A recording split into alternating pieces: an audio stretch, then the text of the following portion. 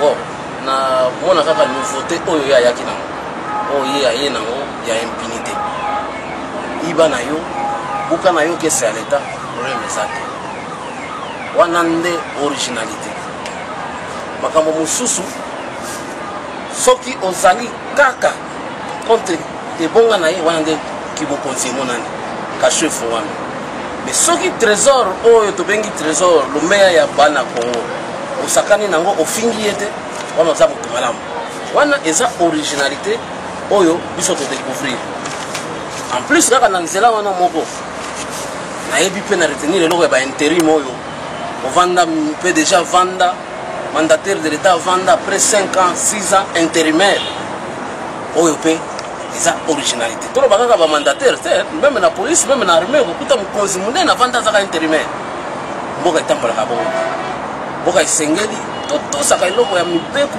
moke moke ye mokonzi ye moko na originalité na ye aopermettre te ke mipeku ezala likolo ya bato ye aye na oyo bato bazalaka likolo ya mipeku voilà raison na ngai oyo na so olingi tososola tokokota na kotala malamu président Joseph Kabila uti koloba lisusu na point de presse na ya uti kosala na mibu oyo ya uti kokokisa mikolo Congo démocratique alobi ete na bamarche oyo nyonso ezali kosalema surtout oyo uti kosalema le 21 janvier 2018 azali kokondane bato wana epuis bato wana esengeli bafundama mpe basamba lolenge basalaki makambo wana ozwi yango koyeba te nakanisi mokonzi kaka ndenge touti koloba ntango so azalaka na information nyonso te ifo ayeba kaka na baeffort ya baservice na ye ayebaka kozalaka na information nyonso ayeba mpo na nini bato batamboli aéchange par rapport ya opinion ayeba nanu ntina marche ezalaka nini basengaka biso ke tolobaka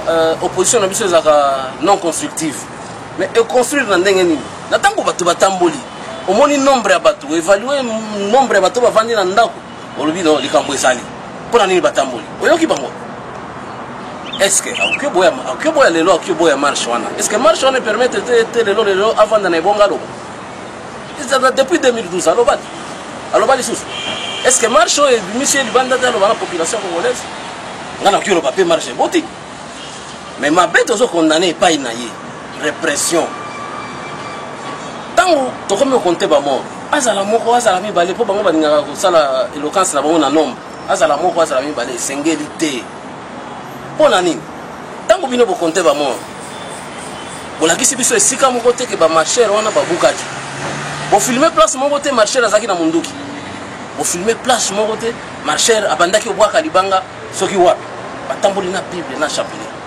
ifale atika mpona bamboka mosusu esalamaka nde ndenge wana batamboli bopesi bango itinéraire na ntango bokomake no rapage ebandi polisi abandaki koencadre asali nini arecadre mais yo koboyi kutu moto abima na lupango atia kaka lokolo na balabala okokommunike ndenge nini na population parce que population bakommunikaka nango bango kaka bato wana baponaki yo eza expression donc bazoyebisa yo ntango susu eloko mosusu baentourage na yo ekomisaka te bango lelo bakomise bio à travers marche ayebake marche ezaka expression mpo mokonzi atuna nini ezotambola te na domaine boye na ntango bango moko basengi marche mpe bapesi bino tozosenga marche mpona eloko oyo ndakisa application intégrale ya accord akomituna eloko nini ezangi na accord mais ye moko aza na mituna presse mosusu efungwama te baprisonnier mosusu tosengaki babima te baexile mosusu baza na libanda bazongi nanu te ntango mosusu akoza na raison oyo ye akopesa bazongi te mpo na nini babimi libanda te mpo na nini expression wana marche ezaka expression ya mokonzi na population na mwana mboka nakata na ndeko nanga maloba moke po tozaki na ba marché olobi ke batambolaki na manduki te batambolaki na bibabuki eloko moko te mais biso na yo tolandaki ndenge nini ba combattant ba congolais bakende kokotela mwana mboka Félix Kabange Numbi bakendaki ba violer mwasi na ye na bana yo zolo ba basalaki eloko moko te monte que c'est que yo zaki mal informé yango na zongi sika ka likambo information d'abord ce que tali géographiquement parlant ndako ya excellence Kabange ezalaki na Gile de Sac bato wana tango gaz ye biso tozalaki na église biso tosambelaki tango gaz ye réflexe ezalaka nini okimata tango ba pomper gaz réflexe ya couloir wana eza neti couloir neti tirele eza neti balabala ekeko suka na ndako wa mutu yenda sana devoir ya non assistance à personne en danger bato wana baye soki bazoluka pompe bapangusa elongo yo lobi bakoteli ngai mpona nini akoki kolano bofanda eza nini aencadre apekisa bapolisier abimisa bango na lima babukaki ndako na ye mpo bolakisa biso mpe foto babuki ndako na ye oyo batumbi mutuka na ye na banza te kazaka na arme mobimba na lupango na ye soki aza ministre aki ozala na 2 ou 3 garde de corps est-ce que échauffouré entre bagarre de corps na ye na 140 personnes azotanga eza na équivalence comme eloko moko mabe esalami te donc bato wana ezaki bayaki oluka refuge eza kaka neti na Rwanda wana bato bakimelaka na église sango alivre bango lelo bakimeli na lupango na ye ye alivre bango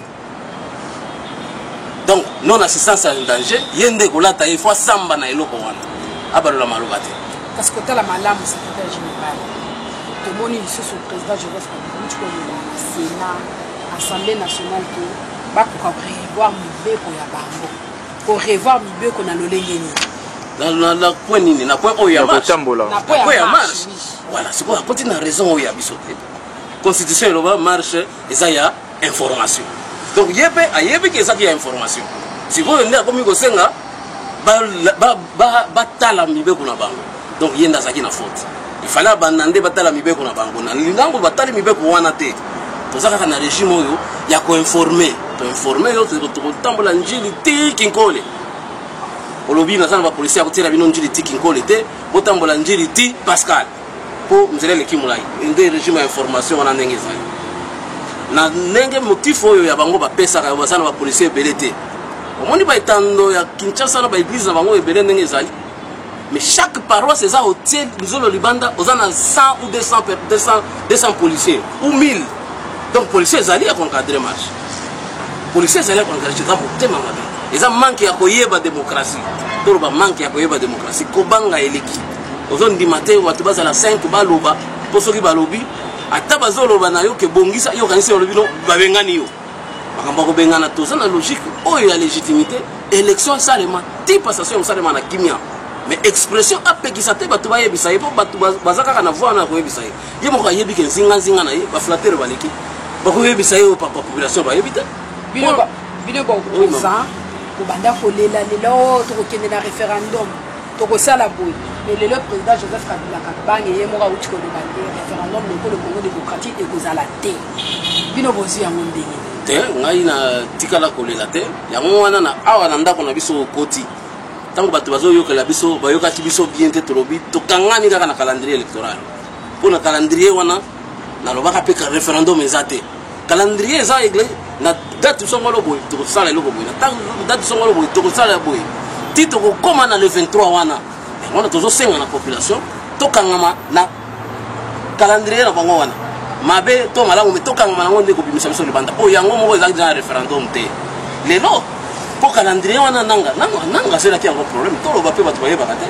mpo na nini abimisaki calendrier mpo calendrier wana ebimaki sans référendum mais sikoyo ekomi réalité population mpe esengi population emarché mpo na yango mais tozonga lisusu na motuna na yo ya liboso est ce que bamarche oyo kaka azokondane te epousse ye ayeba koloba sikoyo na ye na monoko na ye moko ke référendum eza te donc marche ezaka na ntina nango mpo atuni sikoyo mpo na nini bato bazotambola bato baboyi référendum bato basengi yo élection bato basengi yo décrispation ndenge na ndenge ayoki na à travers bamarche mpo soki avant marche mpo nalobaka bongo te ntango sumbi bamarche eza te kotala malamu actualité mosusu ezali kotambola na ekolo Congo démocratique maison Schengen ya ekolo Congo démocratique bakangi yango oui wana secrétaire général est-ce que na likolo mosusu ya bapaya bakambo wana bakoki kosala yango mpo tozalaka na mwa maladi moke atake bango bapoliticien mwa maladi moke bake poto mwa nini moke bakei koto eyimbi boye bakimi poto nde bakangi maison Schengen en fait bakangeli biso bapeuple nde na kati réponse yango wana bango bakangeli biso na kati mpo bango bakobima abimi azwi visa na ye ake par Russie ake na Inde aye kokotela yango na nsima akoti yango na Angleterre akoti mais biso tomesanaka kokotela na Schengen tokokende biso Sudan donc bango nde bapinir biso mpona bamarche kaka oyo tosala baraison mosusu bazokopesa eza baraison mais bapinir nde population bayebake bapinir population wana eza mesure sanitaire mpona population ata moke te sikoyo tokobanda kokatisa tokende na Braza tozwa visa tokende na Rwanda tozwi visa et puis après tokomi keno mbongo ya visa ekotaka mingi na république ya ngambo to na république ya ngambo kuna na est kasi eza kaka badémarche eza kaka congolais ye moko azo mipesa donc apesi biso pasi mpona bango bikosi kutu bamesure oyo orapelenga na eloko mosusu bamesure oyo bapekisaka bango okende poto mpe bakendaka kaka parce que bango bazongeli sikoyo biso bapeuple nde babeti biso sikoyo ya solosolo biso tobujaka esu te mpona shenge yango epesaka bino motu makasi tolongoli yango eza malamu te eza na ntina moko mpe te baluka soki leta soki babelge bapimeli bango mbongo wana bapimeli yango mpe balobi mbongo wana ekoya te bakopesa yango na baassociation donc ekozonga kaka na Congo sikoyo kanda ya nini donc mbongo wana eservaka bapopulation te eservaka bapoche na bango to mituna ngana moni eza mesure moko sanitaire te eza d'abord impopulaire ntango mosusu eza kaka mpo toza na makambo mosusu ya minene oyo ya baélection yango wana tozomona yango neti déclaration ya moke kasi mpona kosukisa peuple congolais bakombatant oyo bazali na bamboka ya mosika na France, Europe, États-Unis, Asie bamboka bipai na bipai ozali koloba na bango nini ngana koloba na bango mpo maloba ya bato oyo bango mpe bavandi na bango kuna ezaka mibale misato bayebisa bandeko na biso ya bamindele bayebisa bango balemba te kopesa mbongo na processus électoral na biso parce que mokano oyo bazwi ya koloba ke bakopesa te soki de crispation eza te bayebi ke monguna aza awa ye alukaka kaka eloko wana bapesa mbongo te mpo aluka mbongo eza te élection eza te na minute oyo lokola peuple asi atelemi totelemisi ye na marche na banza ke jour akokende mpe na vote akozala kaka ya kotelema akoyeba ke oyo kote ya monguna kote ya motu malamu ifo avote yango oyo basalisa biso baza badiplomate place baza mpo na biso baambassadeur na biso ya solo bango wana bayeba kosolola na bandako ya minene wana ke soki pokoso ya mbongo ezali balemba biso te batinda mbongo mpo élection esalema na délai oyo mpo soki toglise lisusu monguna mpo na ye avanda manda ekoka kaka na baglissement ya ba 6 mois 1 mois et demi 6 mois ti manda mosusu ekoki te lokola tosi tomitie club wana calendrier oyo totalela calendrier tolandaka yango date na date ti tokobima le 23 wana balobaki mutuna ya suka na kozala yango eyelinga eza bandeko ya opposition mais quand même PPRD eza mpe bapartenaire na bino bautaki bazolinga bamodifie statut na bango d'emblée nini okoloba par rapport ya yango ezobangisa bino te te eza parti na bango bamodifie na statut na bango comme ape na président ti secrétaire général ou secrétaire permanent na yokaki bon toencourage bango basali mwa geste ya démocratie moke mais bato oyo ayebi kotala comprendre que babongiseli président ya sikoyo ebonga soki alongoki président de la république akende kovanda président ya parti na bango bongo akonza atala bato likolo bato na ye atalelaka bango likolo ayeba kopesa bango ordre de la tasa sur président de la république te mais wana ekosala biso mpasi te mpo akopesa yango sikoyo na famille politique na ye mpana bacongolais nyonso baoyo basi bandimaki ke manda ekofo ezala kaka mibale na république démocratique du Congo. Mon mboka, merci. Amena toni merci. Okoko se présenter. Oui, comme on a béni Bilenge, Nasa militante du mouvement citoyen ECHA. Nasa la coordination, il y a action, mobilisation, stratégie et sécurité. Et bien militant, dans le mouvement citoyen ECHA. 17 ans déjà, jour pour jour, depuis Joseph Kabila Zana Ambo Canabiso, Bilani Niyo Kosala, on a Joseph Kabila. Papa Joseph Kabila a 17 ans, Lélo. D'ailleurs, Naï Béni, nous avons maudire le 26 janvier 2001. Oh, M. Joseph Kabila a prêté serment. Le bilan de Kabila, c'est qu'on a fait un loba. Et ça tuerie, violation des accords, des constitutions, violation de femmes dans des provinces, même dans la ville, les arrestations, les enlèvements. Bilan de Kabila en Wana. À mes pays, n'a pas de bassesse. Donc, je peux même dire que Joseph Kabila a tué une nation à merde.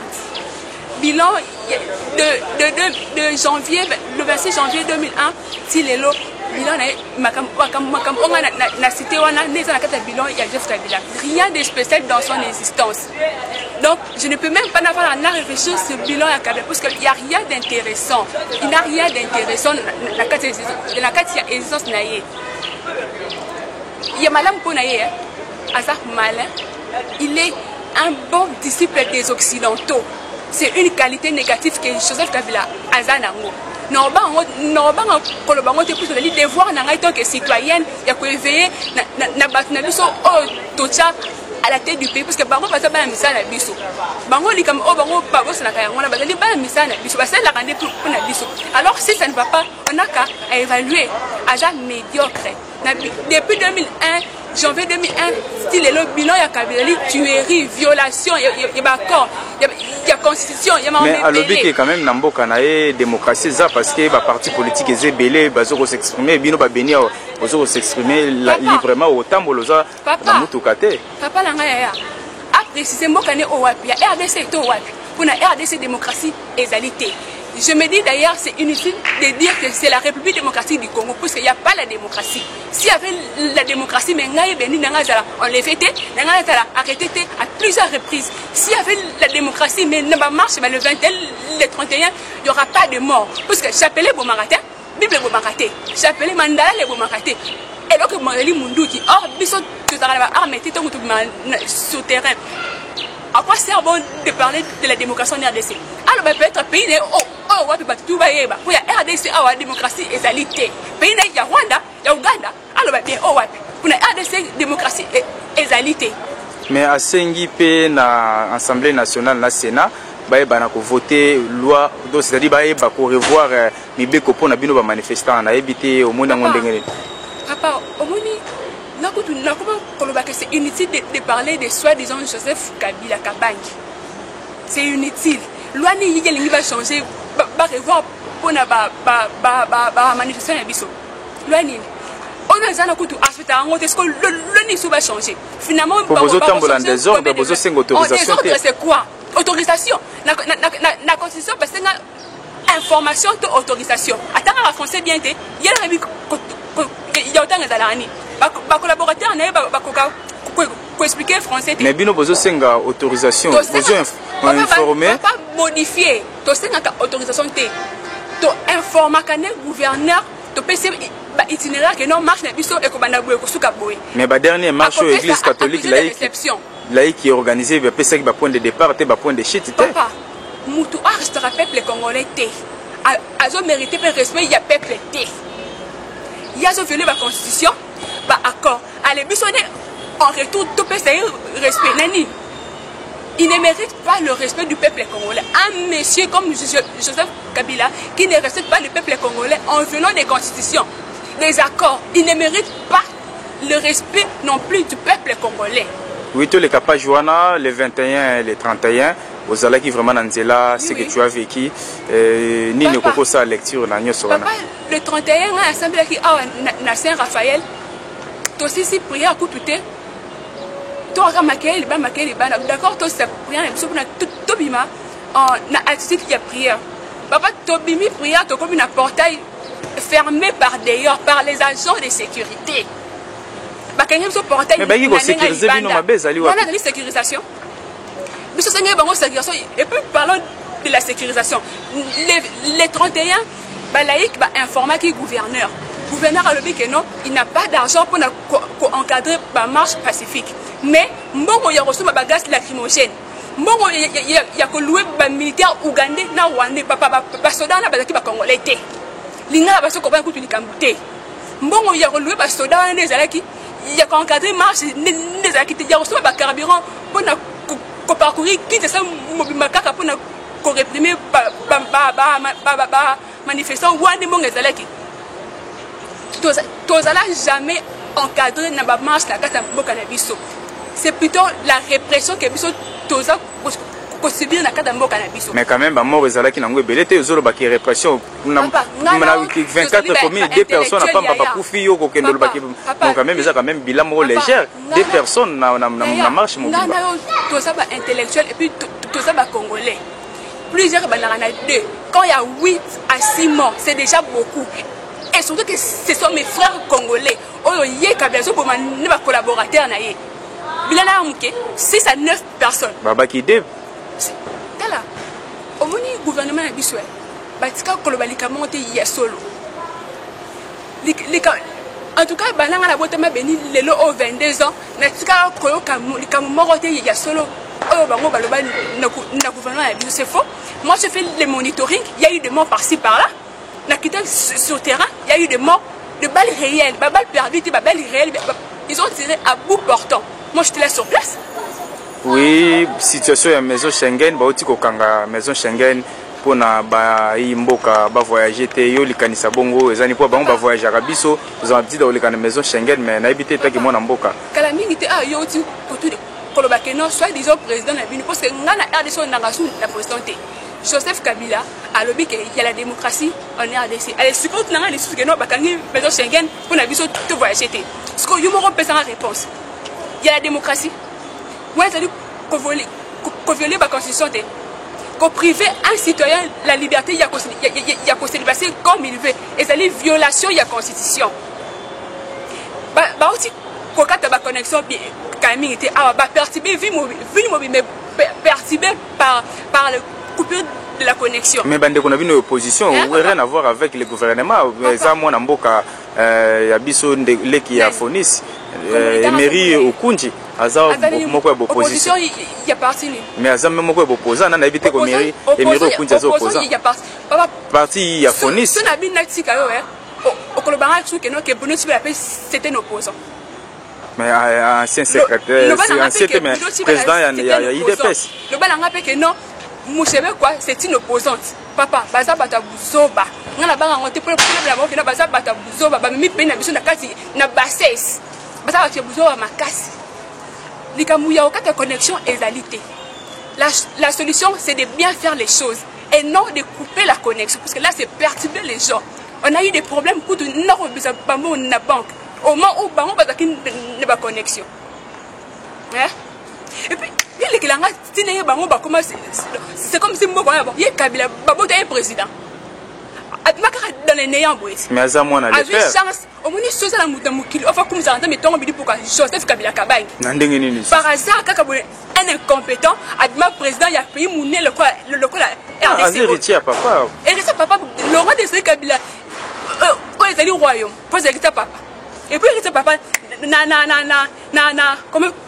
comment je peux dire Nanini na test ni comment que non si le président meurt c'est son fils qui doit succéder et puis qu'est-ce qui prouve que Ouabe moi qu'est-ce qui prouve aye mouné na azi papa dans la photo il y a Kabila dans la muké hein dans la photo il y a tout dans la muké aye mouné na comme ndenga ba congolais avec yé moi na longa de ce Kabila nani message ni na kusuko pesa na ba congolais so bazolando ba diaspora d'abord ba congolais il y a sur terrain to mise en charge to zelaraba octobre ba lobate o ba européen ba lobate puisque Joseph Kabila a été un bon disciple na bango ensemble avec eux parce que copier mo cannabis tous les jours alors biso moko il faut tout se prendre en charge vous c'est un leader moko te pour na balabala oh tous la nani